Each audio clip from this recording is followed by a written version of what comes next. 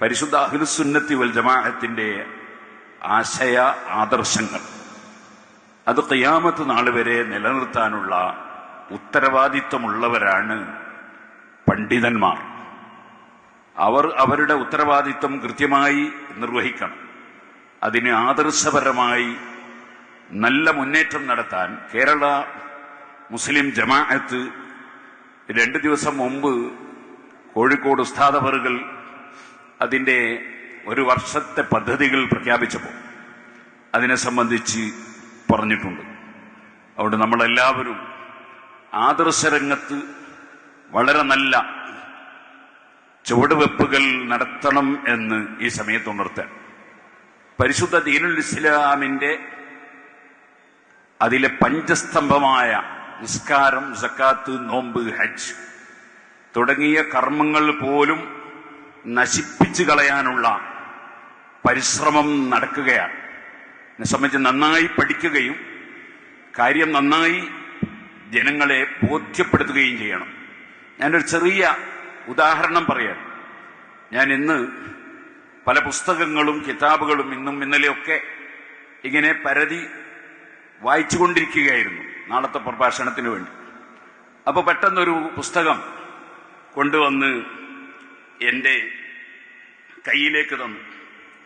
ഈ കൈ ഇതിൽ സക്കാത്തിനെ സംബന്ധിച്ചാണ് പരാമർശം. അതിൽ പറയുന്ന ഒരു കാര്യം ഇങ്ങനെയാണ്: അവകാശികൾക്ക് ലഭിക്കുവാൻ ഏറ്റവും ശരിയായ മാർഗം സംഘടിതമായി നൽകുന്നതാണ്. മുതലാളിമാര് തന്നെ അവകാശികളെ തീരുമാനിക്കുന്ന സന്ദർഭത്തിലാണ് യഥാർത്ഥ അവകാശികൾ അവഗണിക്കപ്പെടുക. വാദത്തിനു വേണ്ടി അവകാശികൾക്ക് ലഭിക്കുകയില്ലെന്ന് നാം സമ്മതിക്കുക. എന്നാൽ പോലും ഉടമസ്ഥൻ നേരിട്ട് അവകാശികൾക്ക് തന്റെ സക്കാത്ത് നൽകുവാൻ പാടില്ലെന്നാണ് ഇസ്ലാമിന്റെ ഖണ്ഡിതമായ വിധി. എന്നിട്ട് ഇബ്നു ഉമർ റളിയല്ലാഹു അൻഹുവിൽ നിന്ന് ഉള്ള ഒരു ഹദീസ് ഉദ്ധരിച്ചിട്ട് എന്ന നിലക്ക് പറയാണ്: നിങ്ങൾ പ്രവർത്തകന്മാരിലേക്ക് തന്നെ സക്കാത്ത് നൽകുവീൻ, അവർ അത് അവകാശികൾക്ക് നൽകാതെ കള്ള് വാങ്ങി കുടിച്ചാലും. കേട്ടില്ലേ? അതായത് ഈ സക്കാത്തിന്റെ പ്രവർത്തകരായി വരുന്ന ഈ കമ്മിറ്റിയുടെ പ്രവർത്തകർക്ക് സക്കാത്ത് കൊടുക്കണം. അവരതുകൊണ്ട് കള്ള് വാങ്ങി കുടിക്കുകയാണെങ്കിൽ പോലും അവർക്ക് കൊടുക്കണം, വ്യക്തികൾ കൊടുത്താൽ മതിയാവുകയില്ല. ഇത് കേരള നദൂത്തുൽ മുജാഹിദീൻ പ്രസിദ്ധീകരിക്കുന്ന മുസ്ലിങ്ങളിലെ അനാചാരങ്ങൾ എന്ന പുസ്തകമാണ്.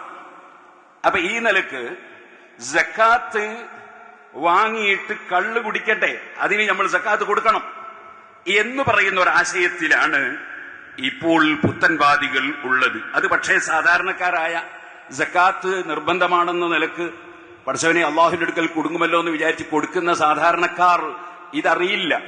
ഇത് മൗലവിമാരുടെ ആശയമാണ്.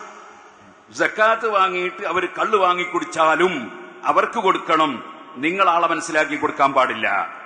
ഇനി ഇതിൽ തന്നെ ഞാൻ ഇന്ന് കണ്ടൊരു വിഷയമാണ്. അള്ളാഹുവിന്റെ മാർഗത്തിൽ സക്കാത്ത് വിതരണം ചെയ്യാമെന്ന് പരിശുദ്ധ ഖുർആൻ പറയുന്നു.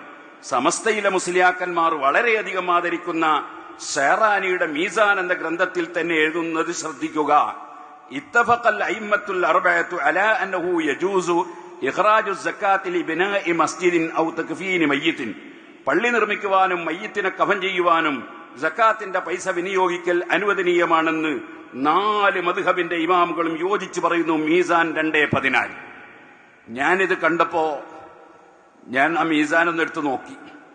എന്നിട്ട് എന്നെ സഹായിച്ചുകൊണ്ടിരിക്കുന്ന ഒരു സക്കാഫിയുണ്ട്, ഷഹീദ് സക്കാഫി. അദ്ദേഹത്തോട് പറഞ്ഞു, അതില്ല, വിട്ടുപോയതാണ്, അച്ചടിയിൽ വിട്ടുപോയതാണ്. അല്ലാതെ അങ്ങനെ ഒരിക്കലും ഇമാം ഷെറാനി പറയൂല. കാരണം 4 മദ്ഹബിന്റെ കിതാബുകളിലും അങ്ങനെയില്ല. അപ്പൊ എന്നോട് ചോദിച്ചത്, അതിനിപ്പോ നമ്മളടുത്തുള്ള നുസ്ഖ അങ്ങനല്ലല്ലോ. അപ്പോ ഞാൻ പറഞ്ഞു, അത് ഏത് നുസ്ഖ നോക്കിയാലും ഇമാം ഷെറാനി ഇങ്ങനെ പറയൂല, അവിടെ എല്ലാം ഉണ്ട്. അങ്ങനെ ഞാൻ പറഞ്ഞു തെരഞ്ഞു നോക്കാൻ പറഞ്ഞു. അപ്പോ വാട്സപ്പിൽ ഈ കമ്പ്യൂട്ടറിൽ തെരഞ്ഞു. അപ്പോ നുസ്ഖത്തിൽ മുഅല്ലിഫി വഇദ്ദത്തി നുസ്ഖിൻ ഖതിയത്തിൻ നഫീസ എന്ന് പറഞ്ഞിട്ട് ദക്തൂർ അബ്ദുറഹ്മാൻ ഇബ്നു മുഹമ്മദ് അസ്സഅദി അദ്ദേഹം തഹ്ഖീഖ് നടത്തി പ്രസിദ്ധീകരിച്ച കോപ്പിയിൽ കാണാം, ഞാനാ പറഞ്ഞ പോലെ തന്നെ ഇത്തഫഖൽ അഇമ്മത്തുൽ അർബഅതു അലാ അന്നഹു ലാ യജൂസു ഇഖ്റാജു സക്കാത്തി ലിബിനാഇ മസ്ജിദിൻ ഔ തക്ഫീനി മയ്യിത്തിൻ.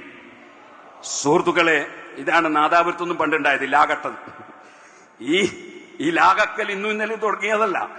അപ്പൊ ഇങ്ങനെ പരിശുദ്ധ ഇസ്ലാമിനെ നശിപ്പിക്കാൻ വേണ്ടി നേരെ തല തിരിച്ച് ഇസ്ലാമിന്റെ ഗ്രന്ഥങ്ങളും ഖുർആനിലെ ആയത്തുകളും പറഞ്ഞ് ആളുകളെ സക്കാത്ത് സംഭരിച്ച് കള്ളു കുടിക്കട്ടെ എന്നാ പറയുന്നത്.